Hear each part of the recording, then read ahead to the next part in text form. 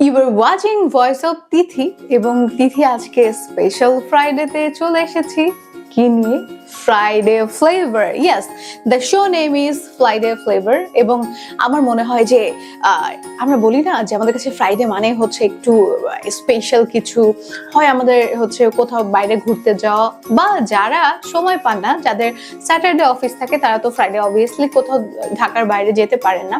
এবং যারা একটু রিচ পিপল তাদের কথা অবশ্য আলাদা, তারা অবশ্য ফ্লাইটে গিয়ে ফ্লাইটে ফিরে আসতে পারে। আমার আপনার মতো যারা সাধারণ মানুষ, আমরা কি করি, আমরা হয়তো একটু রেস্টুরেন্টে খেতে যেতে পারি, অথবা আমরা চেষ্টা করি সবসময় যেন ফ্যামিলিকে টাইম দিতে পারি, ফ্যামিলির সাথেই যেন থাকতে পারি।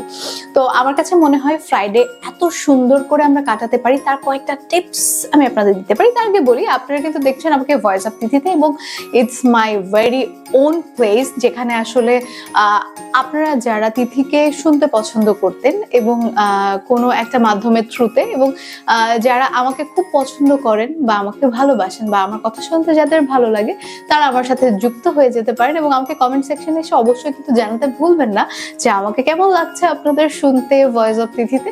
এবং এখানে আপনারা আমার রেগুলার আপডেটস, নতুন নতুন আমাদের এই যে শোগুলা থাকবে আমার, এবং সেখানে কিন্তু আমি অনেক বিষয় নিয়ে কথা বলবো। আমি জানি না, আমার সবসময় মনে হতো ভয়েস অফ তিথি নামটা দেওয়ার কারণ কি। আসলে আমি ফ্রাইডে ফ্লেভারের মধ্যে এই কথাগুলো ইনক্লুড করে ফেলছি, কারণ আসলে ফ্রাইডে ফ্লেভার দিয়েই কিন্তু আমার জার্নিটা স্টার্ট হচ্ছে। This is my very first video for you.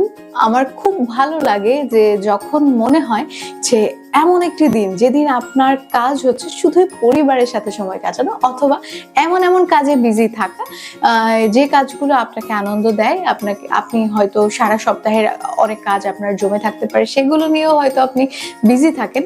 তা আমার মনে হয় যে পুরো 24 ঘন্টাকে ফ্রাইডেতে যদি আমরা ভাগ করে নিই 3 ঘন্টা করে, তাহলে সকাল বেলা আপনি আপনার প্রেয়ার শেষ করে আপনি কিন্তু প্রথম 3 ঘন্টার মধ্যে যদি সারাদিনের রান্না বান্না শেষ করে ফেলতে পারেন। বিশেষ করে অনেকে বাইরে গিয়ে খেতে কিন্তু খুব একটা পছন্দ করে না, বাইরের খাবারটাকে স্কিপ করেন, বা যারা খুব ভালো ডায়েট মেনটেন করেন, তারা কিন্তু এই 3 ঘন্টা করে একটা সেগমেন্ট করে ফেলতে পারেন।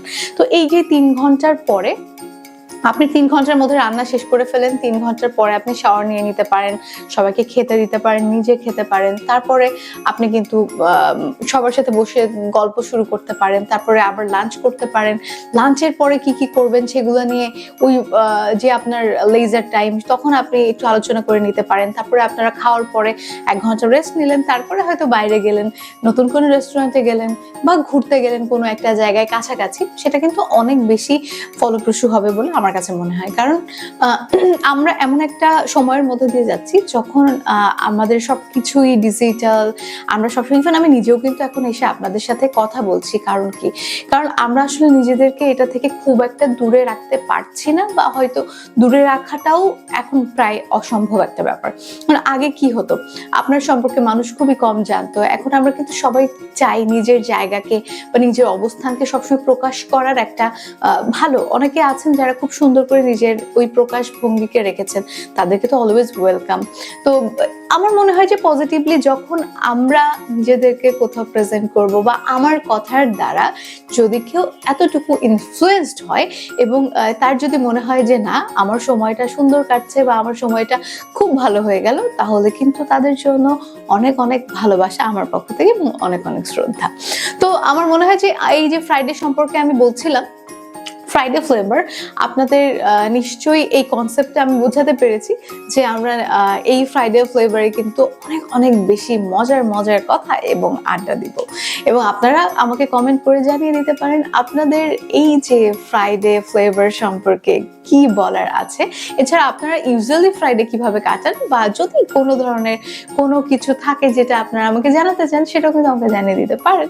তো শুনছেন ভয়েস অফ তিথি আপনারা, এবং দেখছেনও সাথে আমি তিথি আছি।